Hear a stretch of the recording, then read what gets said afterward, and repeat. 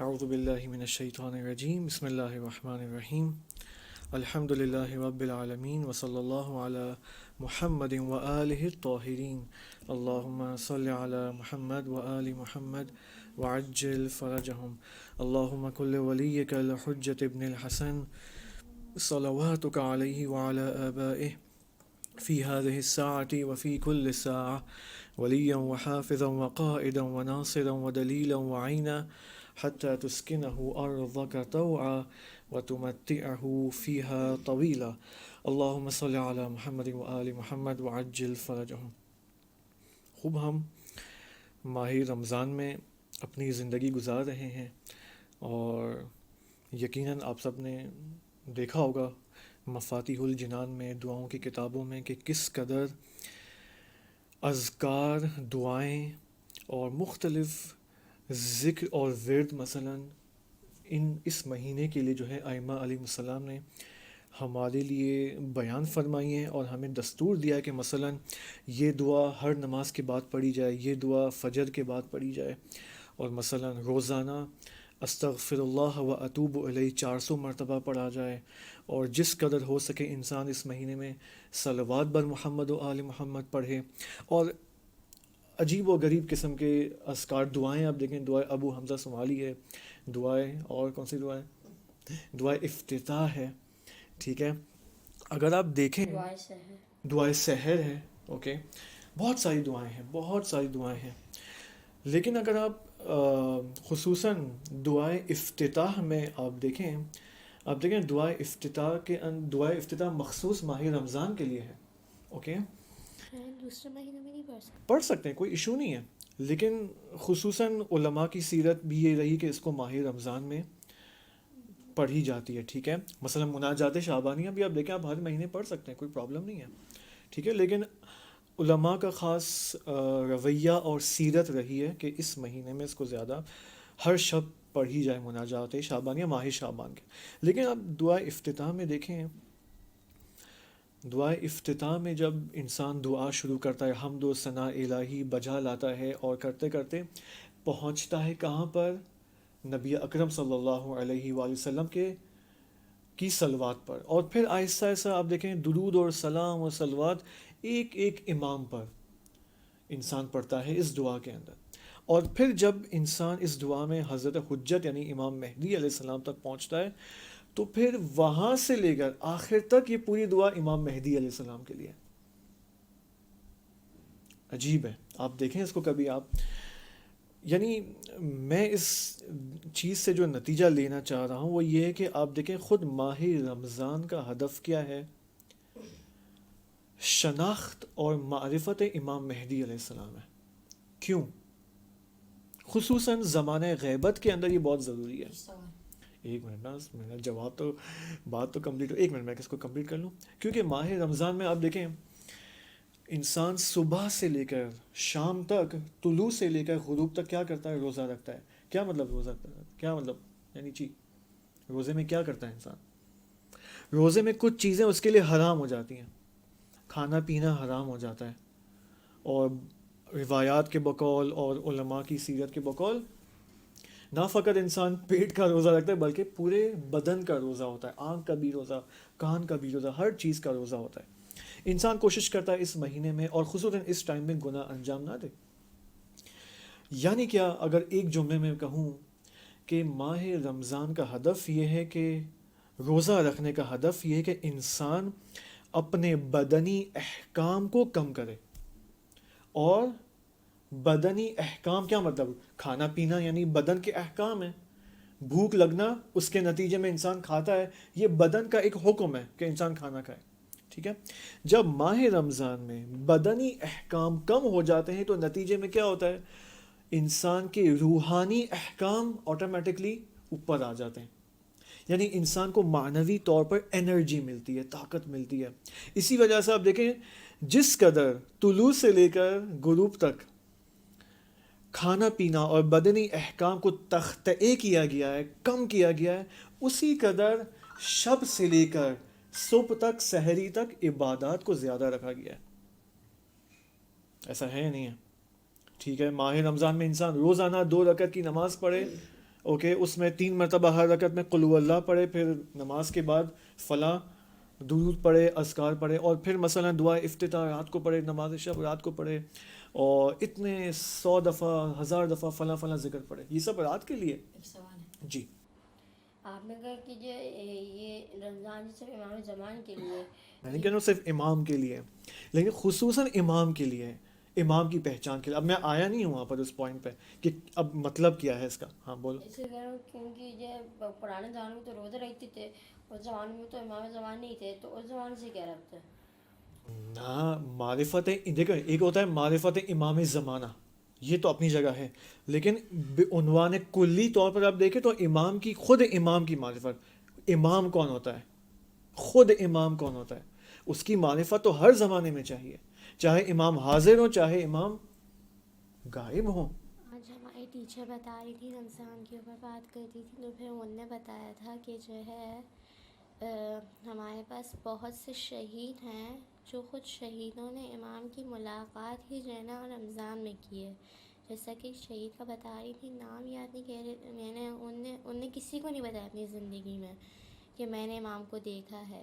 حتیٰ ان کو اپنی ڈیٹ بھی پتہ تھی شہادت کی، اور ان کی شہادت کے بعد جب ان کا قبر جو کھولا اور یہ سب دیکھا، تو اس میں جو ہے نا ان کا ایک نامہ تھا نا، تو اس پہ لکھا ہوا تھا کہ میں 23 رمضان کو جو ہے امام مہدی علیہ السلام سے جو ہے میری ملاقات ہوئی ہے.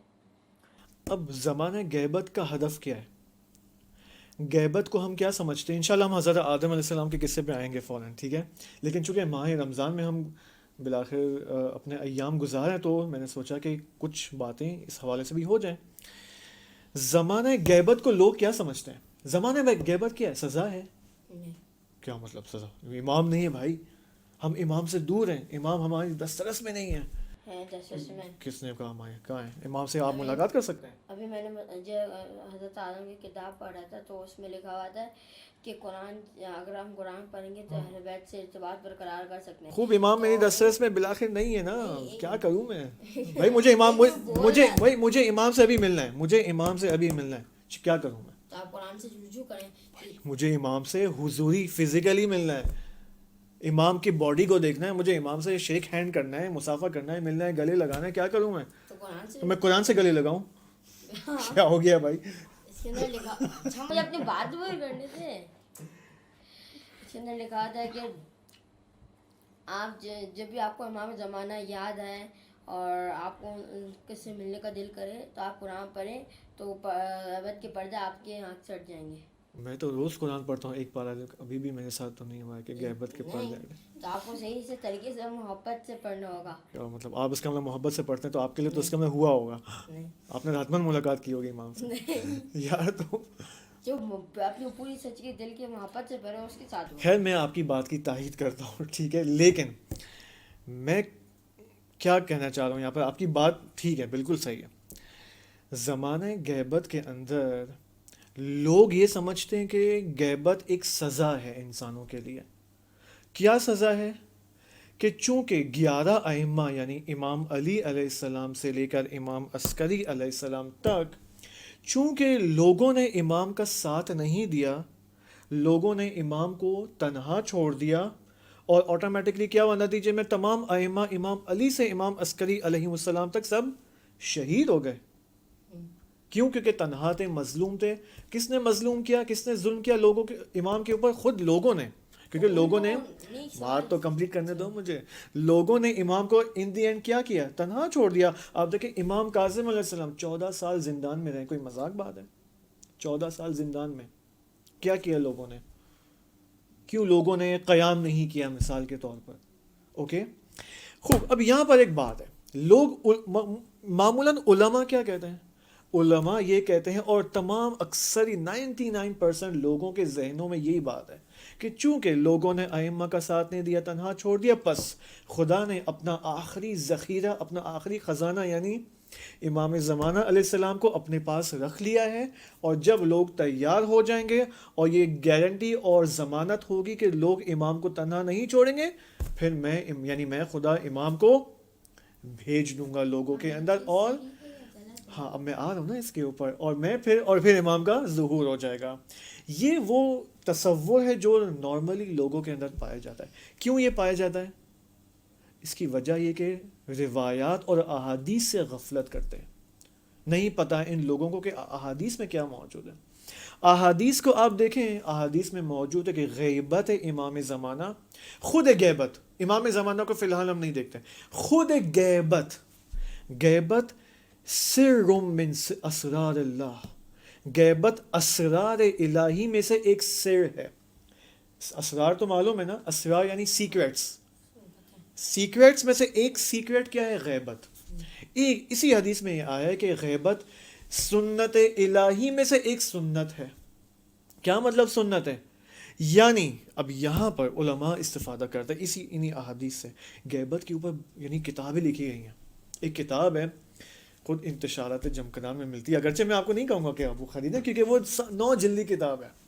العبقری الحسان کر کے کتاب ہے. وہ تمام روایتیں احادیث جو امام زمانہ علیہ السلام کے حوالے سے، ولادت سے لے کر غیبت اور غیبت ظہور کے بعد کیا ہوگا، وہ سب اس میں جمع ہے. اوکے، وہ نہیں خریدیے گا فی الحال، اوکے، کیونکہ وہ بہت مہنگی کتاب ہے. اگرچہ اردو میں اور انگلش میں ٹرانسلیٹڈ ہمیشہ کی طرح نہیں ہے. اچھا، میں کیا کہہ رہا تھا؟ ہاں، اسی حدیث کو آپ دیکھیں، العبقری الحسان. اوکے، بلاخر طلب ہے نا، بلاخر طلب کو تو انسان طلب کی حد تک رکھے کافی ہے فی الحال. ٹھیک ہے، اب تو خریدنی پڑے گی. غیبت سنن الہی میں سے ایک سنت ہے. کیا مطلب سنت ہے؟ غیبت خدا کا ایک قاعدہ ہے. یعنی کیا غیبت خدا کا ایک قاعدہ ہے؟ یعنی کیا غیبت؟ آپ دیکھیں ایک چیپٹر ہے انہی کتابوں کے اندر، غیبات الانبیاء، انبیاء کی غیبتیں. جتنے بھی 1,24,000 انبیاء علیہ السلام آئے، سب کی زندگیوں میں کچھ نہ کچھ دنوں تک غیبت رہی ہے.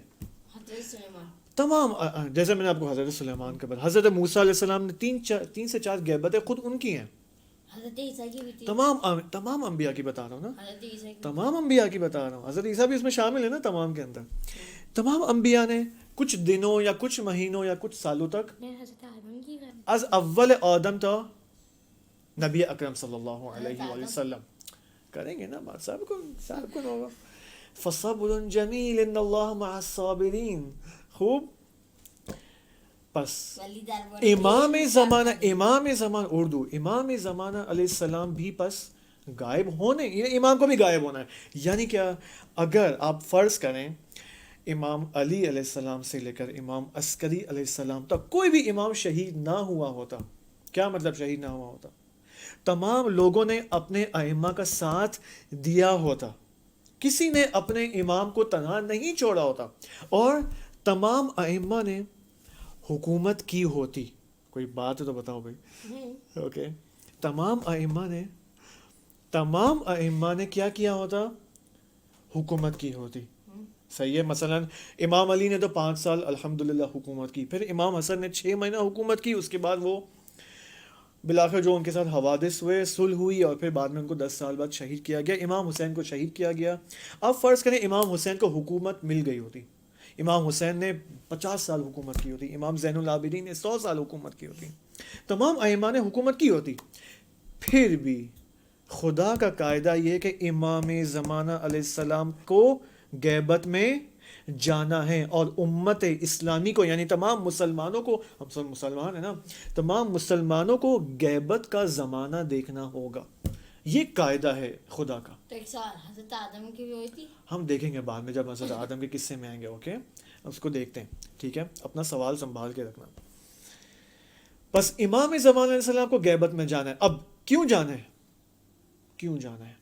بحث مفصل ہے، ڈسکشن بہت ڈیٹیل میں، لیکن میں آپ کو 2-3 جملے میں بتا دوں کہ غیبت کے زمانے میں کیوں ہمیں پیدا کیا گیا ہے. مجھے اور آپ کو پیدا تو کیا گیا ہے، لیکن کس ہدف کیا ہے ہمارا زمانہ غیبت میں؟ زمانہ غیبت میں مجھے اور آپ کو، ہم سب کو یہ تمرین کرانی ہے، یہ پریکٹس کروانی ہے کہ امام زمانہ علیہ السلام سے روحانی رابطہ برقرار کریں، نہ فزیکل رابطہ. کیوں؟ کیونکہ ظہور کے بعد لوگوں کا جو رابطہ ہوگا امام زمانہ علیہ السلام سے، وہ فزیکل رابطہ نہیں ہوگا. کیا رابطہ ہوگا؟ روحانی رابطہ ہوگا. یعنی ظہور کے بعد لوگوں کے لیے ضروری نہیں کہ حتماً سفر کر کے جائیں امام سے ملنے، نہیں، امام کے ساتھ روحانی رابطہ ہوگا.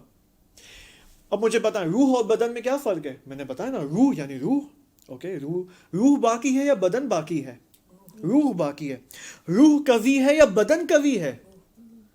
پس اگر روح قوی ہے تو بدن، پس نتیجہ کیا لیں گے؟ روحانی رابطہ زیادہ قوی ہوتا ہے یا بدنی رابطہ؟ روحانی رابطہ زیادہ قوی ہوتا ہے، بدنی رابطہ ضعیف ہوتا ہے. مثلا میں ابھی آپ کے سامنے ہوں بدنی اعتبار سے، اب یہ رابطہ ایک نہ ایک دن بس کچھ مدت بعد ختم ہو جائے گا. آپ چلے جائیں گے اپنے گھر، میں اپنے بیڈ پہ سونے چلے جاؤں گا افطاری تک مثال کے طور پر، ہم دونوں ایک دوسرے سے جدا ہو جائیں گے. یعنی بدنی رابطہ زیادہ دیر تک باقی نہیں رہتا، لیکن روحانی رابطہ ہمیشہ باقی رہتا ہے، لمحہ بلمحہ باقی رہتا ہے، اور اس کے اپنے اپنے آثار ہیں، آفٹر ایفیکٹس ہیں. بس زمانہ غیبت میں ہدف کیا ہے؟ امام سے روحانی رابطہ قوی کرنا. اوکے، اسی وجہ سے آپ دیکھیں بہت سارے آپ کو واقعات ملتے ہیں ملاقات کے. ٹھیک ہے، اچھا ماہ رمضان کے ساتھ اس سے کیا ربط ہوگا مجھے بتائیں؟ ماہ رمضان سے اس کا کیا رابطہ ہے اس بات کا؟ یہ ہے کیونکہ ماہ رمضان میں جو شیطان نہیں ہو، شیطان جو ہے بند ہوتا ہے. میں نے شروع میں ایک بات بتائی تھی ماہ رمضان کے حوالے سے، اس کو یہاں سے کنیکٹ کرو آپ. آپ نے شروع میں یہ کہا تھا کہ شناخت امام زمانہ زمانہ تک پہنچنے کے لیے مخصوص ہے رمضان، کہ وہ تو دعائے افتتاح میں کہا تھا میں نے. ٹھیک ہے، اور آپ نے کہا تھا کہ ماہ رمضان کا جو ہے ہدف یہ کہ ہم امام زمانے کی شناخت کریں، معرفت حاصل کریں. اوکے، بس اس سے اس بات کا ربط پیدا ہو گیا. نہیں، ماہ رمضان کا ہدف کیا ہے؟ کیسے شناخت پیدا کریں؟ ماہ رمضان کا ہدف کیا ہے؟ احکام بدن کو کم کیا جائے اور روحانی احکام کو زیادہ کیا جائے. جب روحانی احکام زیادہ ہوں گے یعنی کیا؟ انسان معنوی طور پر اوپر آئے گا، کمال حاصل کرے گا، نتیجے میں امام سے بھی اس کا رابطہ قوی ہو جائے گا آٹومیٹکلی. بس اب دیکھیں زمانہ غیبت کا کیا مطلب ہے؟ زمانہ غیبت یعنی کمال حاصل کرنے کا زمانہ ہے. زمانہ غیبت بے شک جتنا بھی طویل، ممکن ہے 2000 سال اور ہو جائے، خدا نہ خواستہ، لیکن زمانہ غیبت رشد کا زمانہ ہے، انسان کی ترقی کا زمانہ ہے. کیا مطلب انسان کی ترقی؟ یعنی ٹیکنالوجی میں اضافہ ہو، گاڑیاں زیادہ ہو جائیں گی؟ نہیں، انسان عمومی طور پر کیا ہوں گے؟ روحانی طور پر قوی ہوتے چلے جائیں گے. اور جب روحانی طور پر قوی ہوتے چلے جائیں گے تو امام سے ان کا رابطہ قوی ہو جائے گا. اسی وجہ سے ماہ رمضان کو رکھا گیا تاکہ امام سے رابطہ قوی ہو. اسی وجہ سے آپ دیکھیں دعا افتتاح میں جو آخری 2 یا 3 پیجز یا آخری 2 پیجز کے لیے، آپ ڈیپینڈ کرتے ہیں مفاتی کی کیا سائز ہے، اس میں آپ دیکھیں پورا حصہ امامی زمانہ سے مربوط ہے. اوکے، انشاءاللہ خدا ہمیں توفیق دے کہ ہم ماہ رمضان میں سحر اور افطاری میں زیادہ نہ کھائیں، اور اوکے اعتدال کے ساتھ کھائیں. اتنا زیادہ نہ کھائیں سحری میں کہ افطاری تک اصلا کوئی بھوک ہی نہ لگے. ٹھیک ہے، اگر بھوک لگے گی، بالآخر علماء فرماتے ہیں جب بھوک لگے گی تو انسان کی روح پہ قوی ہوگی. صحیح ہے، پیٹ جب بھرا ہوتا ہے نا تو علم نہیں آتا اندر. بھرے ہوئے پیٹ میں کبھی بھی انسان علم حاصل نہیں کر سکتا. اب نتیجہ یہ لیں گے کہ علم بھی کوئی مادی چیز نہیں ہے، علم ایک نور ہے. العلم نور، علم نور ہے. ہم جب اسکول جاتے تھے تو ہمیں ٹیچر کہتی تھی کہ جو ہے نا گھر پہ جا کے جو ہے نا، جب جو بچے کہتے تھے ہم لوگ گھر پہ جا کے نماز پڑھیں گے، ان کو یہ کہتے تھے کہ جو ہے نا ہم لوگ گھر پہ جا کے کھانا سب سے پہلے کھاتے ہیں، پھر نماز پڑھنے کی کسی کو ہمت ہوتی. بھال یہی ہوتا ہے انسان جب، اسی وجہ سے علماء فرماتے ہیں جب رمضان میں اگر زیادہ کھائے گا نا تو وہ پھر عبادت کے لیے بھی وہ اس کا بدن تیار نہیں ہوتا. افطاری میں آپ سمجھے 50 سموسے کھا لیں مثال کے طور پر، ٹھیک ہے صحیح ہے، چلو مشکل سے 3 سموسے آپ کھاتے ہیں اور ایک بریانی بھی کھا لیتے ہیں. 3 سموسے آپ مشکل سے کھاتے ہیں نا، لیکن اس کے ساتھ ساتھ بریانی بھی تو کھا لیتے ہوں گے آپ، اور 3 گلاس جوس بھی پی لیتے ہوں گے آپ. ٹھیک ہے، لیکن بعض لوگ ہیں ایسے، ٹھیک ہے، جو اتنا زیادہ افطاری میں کھاتے ہیں کہ رات کو اصلا نماز شب پڑھنے کی ان کو توفیق نہیں ملتی، کیونکہ ان کا بدن سست ہو جاتا ہے، بدن سست ہو جاتا ہے زیادہ کھانے سے. ہم دعا کرتے ہیں کہ خدا امام زمانہ علیہ السلام سے کہے کہ ہماری طرف توجہ کریں، ٹھیک ہے، اور ہمیں امام زمانہ علیہ السلام کی معرفت حاصل کرنے کی اس مقدس مہینے میں، ان مقدس اوقات میں، ایام میں توفیق عطا فرمائے۔ حضرت آدم علیہ السلام کے قصے میں ہم موجود تھے، ان کی زندگی میں ہم سیر کر رہے تھے، اوکے، سفر کر تو وہ رہے تھے۔ پیدا ہوئے ہی نہیں تھے، بالے پیدا تو ہو گئے نا، تعلیم اسما ہو چکا ہے نا بالآخر، لیکن ابھی تک ان کو بھیجا نہیں تھا، اب زمین میں نہیں بھیجا نا، لیکن بالآخر عالم الہ میں تو موجود ہیں۔ ادھر بھی نہیں بھیجا تھا نا، وہ جنت جو موقتی جنت۔ جنت میں بھیجنے سے پہلے آدم تو موجود ہے نا بالآخر، ٹھیک ہے۔ ہم کہاں تک پہنچے تھے؟ حضرت آدم علیہ السلام کے قصے میں تعلیم اسما کے مرحلے میں پہنچے تھے۔ خداوند متعال نے فرمایا کہ وعلم آدم الاسماء کلھا، تمام اسما کی تعلیم آدم علیہ السلام کو خدا نے تعلیم دیا۔ وہ اسما کیا تھے وہ بحث گزر گئی، ٹھیک ہے۔ پھر خدا نے کہا کہ ان اسما کو، اے آدم، ان اسما کے بارے میں خبر دو ملائکہ کو۔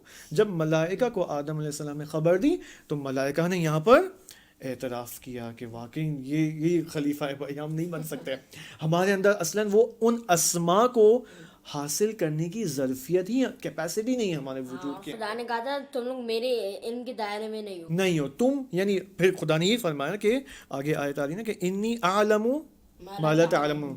پھر اس کے بعد خدا نے فرمایا کہ الم اقل لکم، وہ کیا آیت تھی؟ سورہ بقرہ کی آیت نمبر 30، بسم اللہ الرحمن الرحیم۔ بالے خدا نے ملائکہ سے فرمایا کہ الم اقل لکم انی اعلم غیب السماوات والارض واعلم ما تبدون وما کنتم تکتمون۔ ہماری بات اس حصے تک پہنچی تھی کہ میں جانتا ہوں کہ کیا تم آشکار کرتے ہو اور کیا تم پنہان کرتے ہو۔ تبدون یعنی آشکار، تکتمون یعنی ہاں۔ اب اس آیت کے اندر دو مطلب ہیں۔ ایک مطلب میں نے آپ کے سامنے پچھلے سیشن میں شیطان کے بارے میں فرمایا تھا کہ یہاں پر اشارہ ہے ابلیس کی طرف، اور یہ کہا تھا کہ ابلیس جنات میں سے تھا، ملائکہ میں سے نہیں تھا، اگرچہ ابلیس ملائکہ کی صف میں موجود تھا اور ملائکہ یہ سمجھتے تھے کہ شاید یہ ہم میں سے ہے، ٹھیک ہے، لیکن خدا جانتا تھا کہ یہ ملائکہ میں سے نہیں ہے، یہ جنات میں سے، یہ ابلیس ہے۔ اچھا، اب یہاں پر ایک اور پوائنٹ ہے، وہ ہم سے مربوط ہے، اسی انی اعلم، بے باقی کہاں چلا گیا میں، وَأَعْلَمُ مَا تُبْدُونَ وَمَا كُنْتُمْ تَكْتُمُونَ۔ صحیح ہے، دیکھیں ابلیس کہاں پر موجود ہے، اس کا مطلب اوکے۔ یہاں پر ہم سے مربوط پوائنٹ کیا ہے؟ دیکھیں، آپ نے پیاز دیکھی، پیاز کو کاٹا کبھی؟ اوکے، آپ نے تو کاٹا ہوگا۔ دیکھیں، جب انسان پیاز کاٹتا ہے نا، کاٹتا تو اس کی مختلف سطحیں ہوتی ہیں، اس کو انگلش میں کہتے ہیں لیئرز، LAYER۔ صحیح، لیئرز ہوتا ہے فوٹوشاپ میں، احسنت، ڈیجیٹل مثال دی آپ نے۔ لیئرز ہوتے ہیں، سطحیں ہوتی ہیں اس کی، اوکے، ٹھیک ہے، یہاں تک کہ انسان اس کے آخر تک پہنچتا ہے، ٹھیک ہے، layer number 1، layer number 2، layer number 3۔ انسان کے وجود کے اندر بھی خدا نے انسان کے وجود کو ایسے بنایا ہے، اس کو فارسی میں کہتے ہیں لائے، ٹھیک ہے، لیئرز بنائے خدا نے انسان کے وجود کے اندر، مختلف سطحیں بنائی ہیں انسان کے وجود کے اندر، ٹھیک ہے۔ مثال کے اب میں زیادہ اس میں ڈیٹیل میں نہیں جاؤں گا کیونکہ میں بھی خود سیکھنے کے مرحلے میں، اوکے، سو مجھے سوال نہیں پوچھنا، ایک سوال مجھے نہیں پوچھنا تھا، اوکے۔ انسان جب عمل انجام دیتا ہے، مثال کے طور پر خدا نہ خاصا جھوٹ بولتا ہے، اب علماء یہ فرماتے کہ یہ جھوٹ بولنا انسان کا عمل ہے، لیکن یہ عمل کس لائے سے، کس لیئر سے نکلا ہے؟ یہ انسان کے وجود کے اندر بہت زیادہ لیئرز موجود ہیں، کس لیئر سے انسان کا یہ عمل جھوٹ بولنا نکلا ہے؟ سمجھنے میں بات کیا کر رہا ہوں، میں زیادہ ڈیٹیل میں نہیں جاؤں گا، اوکے۔ میں صرف اس آیت کو جو تکتمون جو ہے نا، اس کے اوپر میں آنا چاہ رہا ہوں۔ مثال کے طور پر انسان کے وجود کے اندر 50 لیئرز ہیں، 50 لیئرز ہیں، مثال کے طور پر کہا میں نے، مثال فرض کیا میں نے، اردو نہیں آتی تو بولو، میں انگلش میں بات کروں، اوکے۔ اگر 50 لیئرز انسان کے وجود کے اندر ہیں اور انسان نے جھوٹ بولا ہے، تو کیا مجھے اور آپ کو، مثلا خدا نہ خاصا میں نے جھوٹ بولا ہے، خدا نہ خاصا، تو کیا یہ جھوٹ میرے وجود کے کس لیئر سے نکلا ہے؟ اس کا مبدا کیا ہے, اس کا مبدا کیا ہے. ممکن ہے لیئر نمبر 25 سے, لیئر نمبر 30 سے, لیئر نمبر 40 سے, لیئر نمبر 25 سے, لیئر نمبر 50 سے. یعنی جیسے جیسے انسان کے لیئرز جاتے جائیں گے نا نیچے, مزید اس کے اندر مخفی چیزیں, یعنی اس کے اندر جو ہے وہ جو اس کا جو پنہانی پہلو ہے نا, اور وہ پنہان ہوتے چلا جائے گا. جیسے پیاز ہے نا, آپ دیکھیں, یا کھجور ہے یا پیاز ہے, ٹھیک ہے, مثلا اس کے اندر گٹلی ہے فار ایگزامپل, آپ کو وہ لیئرز کاٹنے ہوتے تاکہ آپ اس کے اصل تک, تہ تک پہنچ سکیں. یعنی وہ لیئرز کاٹنے ہوتے ہیں, اور ہمیں جب گناہ کرتے تو وہ لیئرز بنتے ہیں. ہاں نہیں, لیئرز موجود ہیں, میں فی الحال وہ کاٹنے وہ صرف پیاز کی حد تک تھا, ٹھیک ہے, اوکے, ٹھیک ہے. مثال کے انسان کو گٹلی تک پہنچنا ہے, اس بیچ تک پہنچنا ہے, اوکے, تو اس کو بلا کے وہ تمام 10 لیئرز پیاز کے کاٹنے ہوں گے تاکہ یا اینڈ تک جائے مثال کے طور پر, ٹھیک ہے. یعنی پیاز کے اندر بھی آپ دیکھیں کیا ہے, پنہانی چیزیں موجود ہیں. ایک لیئر کے بعد دوسرا جو لیئر ہوگا پیاز کے اندر وہ کیا ہوگا, اس سے مزید پنہان ہوگا. لیئر نمبر 3 لیئر نمبر 2 سے پنہان تر ہوگا, لیئر نمبر 4 لیئر نمبر 3 2 1 سے پنہان تر ہوگا. سمجھ رہے ہیں میں کیا کہنا چاہ رہا ہوں؟ انسان کا وجود بھی ایسا ہے, انسان کا وجود بھی ایسا ہے. جیسے جیسے انسان کا وجود خدا نے ایسے عمیق بنایا ہے کہ اس کے اندر یہ جو پنہانی پہلو ہے نا وہ بہت زیادہ ہے.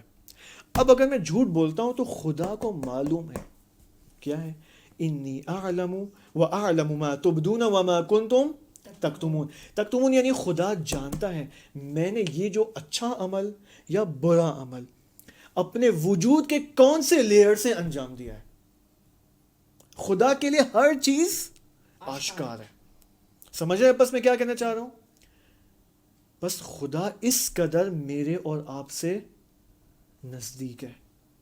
یعنی یہ مت سمجھوں کہ مطلب بعض اوقات میں کیا کرتا ہوں, مثلا جھوٹ بولا میں نے فوراً, ایک شخص ہے, مطلب اپنی مثال نہیں دیتا ہوں یار, ڈر لگتا ہے مجھے. مثلا ایک شخص ہے, اس نے جھوٹ بولا ہے, اس نے اپنے باپ کے سامنے, اوکے, اس کا باپ نہیں جانتا کہ یہ میرا بیٹا جھوٹ بول رہا ہے, اوکے, لیکن خدا تو جانتا ہے, اوکے. اس کا باپ مثلا یہ نہیں جانتا کہ یار اگر اس کو شک بھی ہو نا اس کے باپ کو کہ میرا بیٹا جھوٹ بول رہا ہے یا بیٹا, یعنی اس کو شک ہوا ہے, اوکے, تو وہ شک کو یقین میں آسانی سے نہیں بدل پائے گا کہ میرا, یعنی اس کو اس کے لیے ثابت کرنا آسان نہیں ہوگا کہ میرا بیٹا واقعاً جھوٹ بول رہا ہے. اس کو کیسے پتا میرا بیٹا جھوٹ بول رہا ہے, ٹھیک ہے, اوکے, بس لیکن خدا تو جانتا ہے, اوکے. خدا انسان کے وجود کے تمام لیئر سے, تمام لائے سے باخبر ہے. بس ہمیں یہاں پر خیال رکھنا چاہیے. آسانی سے انسان بس گناہ انجام نہیں دے سکتا ہے. انسان یہ سمجھتا ہے کہ میں نے گناہ انجام دے دیا اور توبہ کر لی 2 گھنٹے بعد تو تمام, پھر میں نے گناہ انجام دیا پھر میں نے توبہ کی, تمام نہیں, ایسا نہیں ہوتا بھائی. خدا کے ساتھ مذاق نہیں ہو سکتا. اچھا, بس تو میں نے یہاں پر کیا لکھا ہے اپنے یہاں پر نوٹ بک میں کہ خدا ایک پنہان کا, اچھا وہ تو اسی ابلیس کے بارے میں تھا, ٹھیک ہے. پھر میں نے لیئرز والی بات کی. اچھا, انسان پتہ کیا کرتا ہے, اس کی ایک اور مثال میں دوں آپ کو لیئرز کی. انسان کی جو اسکن ہے, خاص طور پہ یہ لیڈیز کے اندر بہت مبتلا بھی چیزیں ہیں, ٹھیک ہے. مثال کے طور پر آپ دیکھیں ایک خاتون ہے, وہ روزانہ آفس جاتی ہے, کام کرتی ہے, ٹھیک ہے, اور گرمی کا موسم ہے, ٹھیک ہے, روز دھوپ اس کو لگتی ہے, ٹھیک ہے. اب سامنے وہ شاپ سے گزرتی ہے, کاسمیٹک کی دکان سے, اس کو نظر آتا ہے سن اسکرین, اوکے, یعنی اس کو کریم آتی ہے, وہ کریم لیتی ہے, وہ کریم آپ وہ لگائے گی تو کیا ہوگا, اس کی اسکن بچ جائے گی, ٹھیک ہے. یا مثلا کہ ایک خاتون ہے یا انسان ہے جو بلاخر دانے سب کے وجود میں آتے ہیں بلاخر, تو وہ کیا کرتا ہے انسان, فیئر اینڈ لولی کا کریم لگائے گا وہ, ٹھیک ہے, اور اس سے کیا ہوگا, اس کے دانے چھپ جائیں گے. خاص طور پہ جو ایکٹرز ہوتے ہیں نا, جو اداکار ہوتے ہیں ٹی وی کے اندر, اگر کوئی بہت ہی ایسی کوئی ایکٹر ہے یا ایکٹریس ہے جس کے منہ کے اوپر بہت زیادہ دانے ہیں, تو کیا ہوگا, اس کو کہا جائے گا کہ بھائی تمہاری آواز تو بہت اچھی ہے لیکن تمہارے منہ کے اوپر بہت دانے ہیں. تو اس کے اوپر اتنی کریمیں لگائیں گے کہ جب وہ کیمرہ کے سامنے آئے گی تو اصلاً اس کے دیکھنے والا ٹی وی پہ یہ دیکھا کہ یار یہ تو بہت ہی مثلاً, یعنی اصلاً کوئی مشکل نہیں ہے, لیکن جب وہ پھر وہ اپنا میک اپ اتارے گی تو اس کی اصلیت سامنے آتی ہے. تو یہ لیئرز کی مثال سمجھ رہے ہیں. انسان کے اعمال بھی ایسے ہیں. انسان سمجھتا ہے کہ میں نے مثلا جھوٹ بول کے نا سب کے سامنے میں نے اپنے آپ کو پنہان کر دیا, میرا جھوٹ کا عمل اصل کسی کو نظر نہیں آئے گا. جبکہ خدا کیا کہہ رہا ہے, وَأَعْلَمُ مَا تُبْدُونَ وَمَا تَكْتُمُونَ. بھائی میں جانتا تم نے کتنی کریمیں لگائی ہیں اپنے عمل کے اوپر. صحیح ہے. خدا جانتا ہے. اوکے. اسی وجہ سے شیطان اسی وجہ سے بعض اساتید اخلاق ایک خطرناک بات کرتے ہیں. خطرناک بات کہہ دوں یا چلیں گزر جاتا ہوں, مسئلہ نہیں. اب تو بولے یار مجھے ڈر لگتا ہے کہ آپ کو رات کو نیند نہیں آئے گی. بولے اب تو بولے. اگر سوئیں تو اگر سوئیں ماشاء اللہ عبادت کرتے ہیں, اچھی بات ہے. ہمارے لیے بھی دعا کریں واقعی یار, التماس سے دعا. فی الحال بولے تو بعض اساتید اخلاق یہ فرماتے ہیں کہ یہ روح کے حوالے سے, اوکے, انسان کے وجود کے اندر, وجود یعنی روح, اوکے, اس قدر تعفن موجود ہے. تعفن جانتے ہیں؟ تعفن یعنی بدبو, روحانی بدبو, روح کے اعتبار سے بات ہو رہی ہے. اس قدر تعفن موجود ہوتا ہے, ٹھیک ہے, کہ اصلاً اس کے اطراف کے لوگوں کو پتہ ہی نہیں چلتا. ایک عالم کی بھی مثال ہے, حدیث میں بھی ہے, کہ وہ عالم جو گمراہ کرتا ہے لوگوں کو, جہنم کے اندر جب اس عالم کو ڈالا جائے گا نا, تو اس عالم کی بدبو سے, کون سی بدبو؟ روحانی بدبو سے جہنم کے اندر جو دیگر جہنمی موجود ہوں گے وہ تنگ آ جائیں گے کہ اس نے ایسے لوگوں کو گمراہ کیا ہے کہ اس کی بدبو جو ہے نا پورے جہنمیوں کو جو ہے تنگ کر رہی ہے, اور جہنمی جو ہے اذیت ہو رہے ہیں اس عالم کی بدبو سے. اس قدر شدید تعفن ہوگا اس کے وجود کے اندر. انسان بھی ایسے, ابلیس بھی ایسے. ابلیس نے, روایت کے اندر ہے کہ ابلیس کی ایک نماز, کہاں لکھا ہوا ہے میں نے, بال ہے, ایک نماز اس کی چند ہزار سال برابر تھی, لیکن اس کے وجود میں اس قدر تعفن موجود تھا ابلیس کے وجود کے اندر کہ یہ تعفن کب باہر آیا؟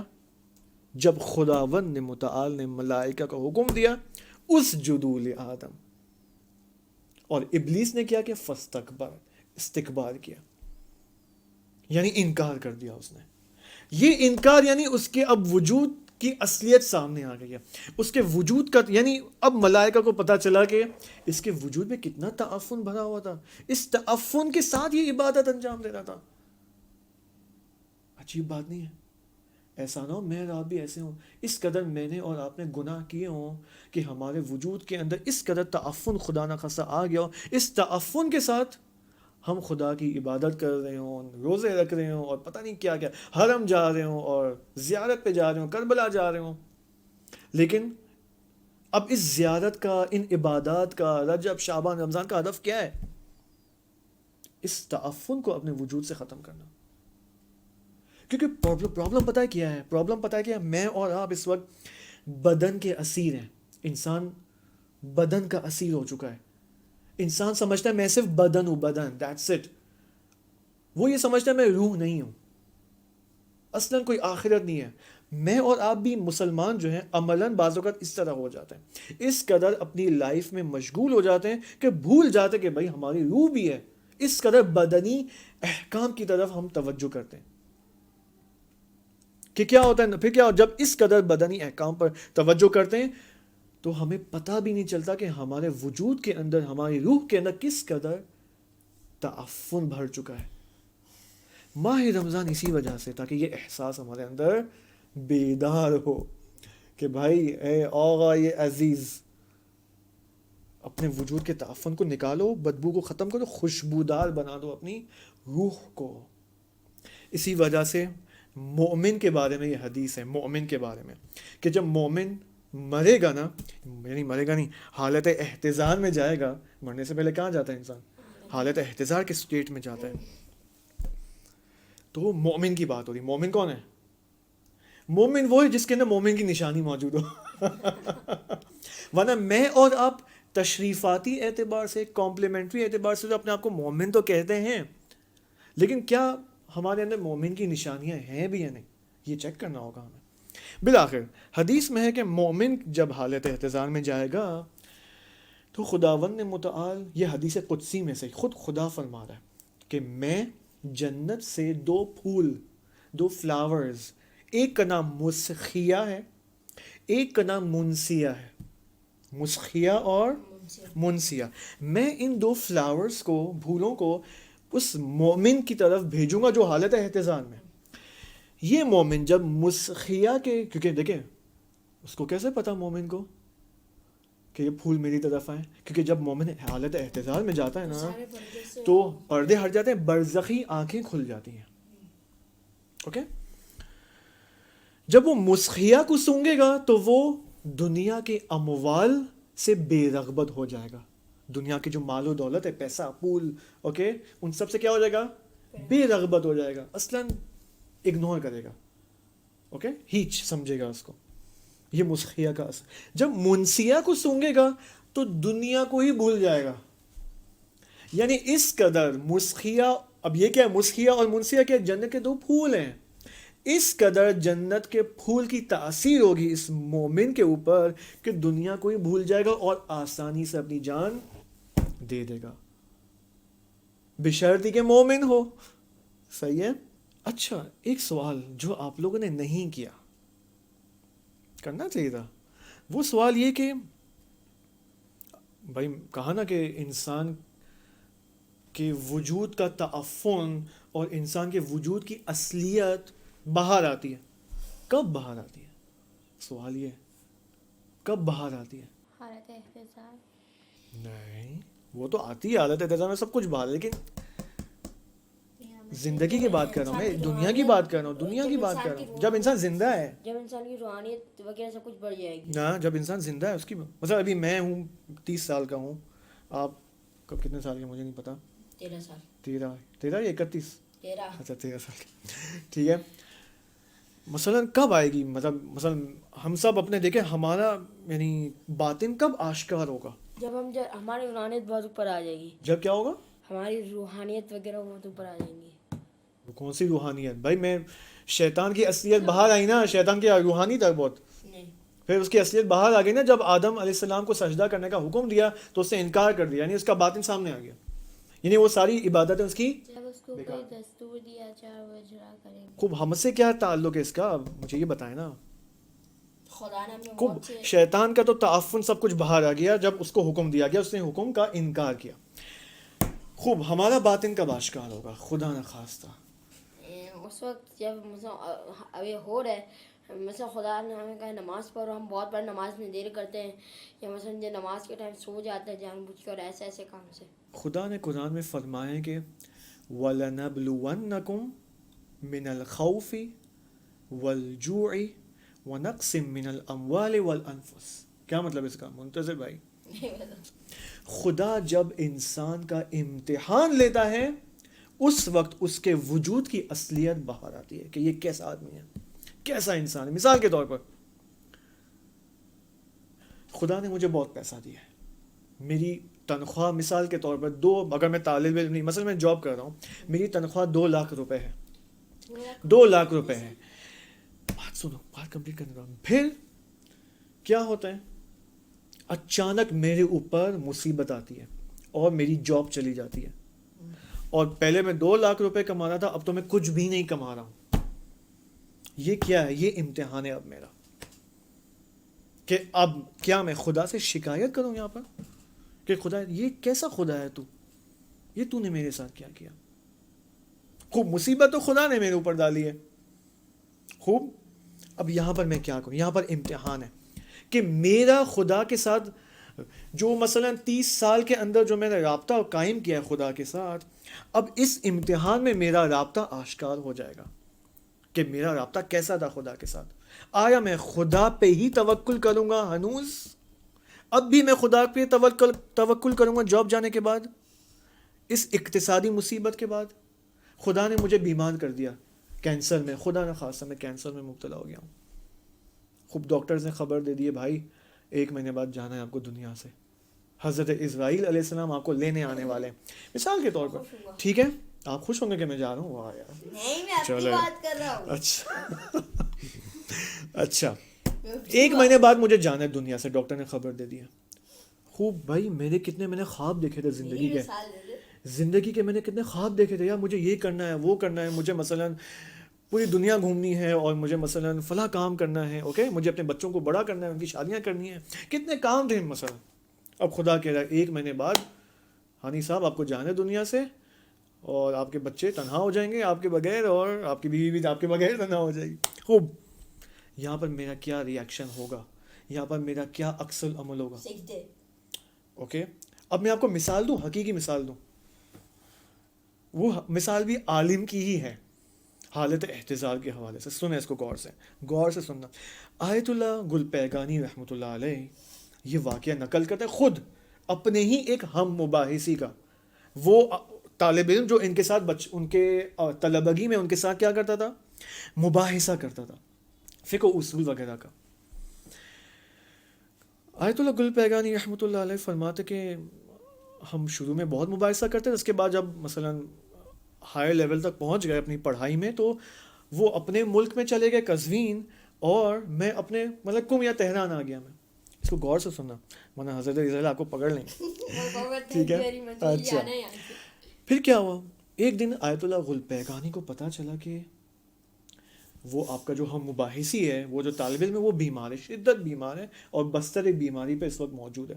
آیت اللہ گل پیگانی گئے ان کی عیادت کرنے گئے، تو سلام دعا کی اور سب کچھ کیا. تو اس عالم، وہ بھی عالم بن چکا تھا، اس عالم نے، اس نام نہیں پتا مجھے، اس عالم نے کہا کہ یہ دیکھو خدا نے میرے ساتھ کیا کیا ہے، میرے بیوی بچے ہیں اور خدا مجھے تنہا چھوڑا، جدا کر رہا ہے ان سے، کیا کیا خدا نے میرے ساتھ. یہ آیت اللہ گل پیگانی نے جب اس کی یہ حالت دیکھی نا، تو بہت ہی ان کے لیے یہ ایک شاکنگ تھا کہ یار ایک عالم ہو کر بالآخر میرا ہم مباحثی بھائی، جس سے میرے ساتھ ادبیات، فقہ و اصول، سیرت ائمہ یہ سب پڑھا ہے، اور یہ آخر میں حالت احتضار میں جا کے اس کے وجود کا تعفن باہر آ جاتا ہے، اس کے وجود کی اصلیت باہر آ جاتی ہے. دیکھیں میں آپ کو ایک سیریس بات بتا رہا ہوں، آپ بھی سنیں، سب سنیں. حالت احتضار میں ہم سب کا وجود، اس کی اصلیت باہر آنی ہے، اس میں کوئی شک نہیں ہے. پتہ چل جائے گا کہ ہم کون ہیں حالت احتضار میں. لیکن کرنا کیا ہے؟ کرنا یہ ہے ہمیں اسی دنیا میں، اس سے پہلے کہ حالت احتضار میں پہنچیں، اپنے وجود کو ٹھیک کریں، اپنا تزکیہ نفس کر لیں، اپنا رابطہ خدا سے قائم کر لیں، اپنا توکل، توسل، توبہ، یہ سب کچھ اس کو اپنے وجود میں امپلیمنٹ کریں اور پریکٹیکل کریں، ورنہ حالت احتضار میں مشکل ہو جائے گی، واقعی مشکل ہو جائے گی. بالآخر پہ ہم کیا کہتے ہیں؟ دعا کرتے ہیں اللہم اجعلنا عواقب امورنا خیرا، خدایا ہماری عاقبت بخیر فرما. خوب، عاقبت کیا ہے؟ یعنی ہمارا نتیجہ بخیر فرما. اوکے، یعنی ہم جب اس دنیا سے جائیں خدایا ہم ایمان پر جائیں دنیا سے. اب ائمہ علیہ السلام سے، شاید امام صادق علیہ السلام سے کسی نے پوچھا کہ اے امام یہ عاقبت کیا ہے؟ کیا جواب دیا ہوگا ائمہ نے فرمایا نحن العاقبہ، ہم عاقبت ہیں. بس ہم جب کہتے ہیں اللہم اجعلنا عواقب امورنا خیرا، خدا ہماری عاقبت بخیر فرما، یعنی خدایا ہماری عاقبت ائمہ کے ساتھ میں فرما. یعنی جس کی عاقبت ائمہ کے ساتھ ہو گئی وہ اس کی عاقبت بخیر ہے، یعنی جس کی عاقبت ولایت کے ساتھ ہو گئی اس کی عاقبت بخیر ہے. انشاءاللہ خدا ہماری عاقبت بخیر فرمائے، اور ہمیں انشاءاللہ ان دروس کی، یعنی حضرت آدم علیہ السلام کی معرفت نصیب فرمائے، ہمیں اپنی معرفت فرمائے بالآخر، کیونکہ ہم ان دروس کے ذریعے کیا کر رہے ہیں؟ ہم حضرت آدم علیہ السلام کی پہچان اور شناخت اور ان کی خلقت کی شناخت سے ہم کیا کر رہے ہیں؟ اپنے آپ کو پہچاننے کی کوشش کر رہے ہیں. انشاءاللہ خدا ہمیں توفیق دے. والسلام علیکم ورحمۃ اللہ وبرکاتہ. اللہم صل علی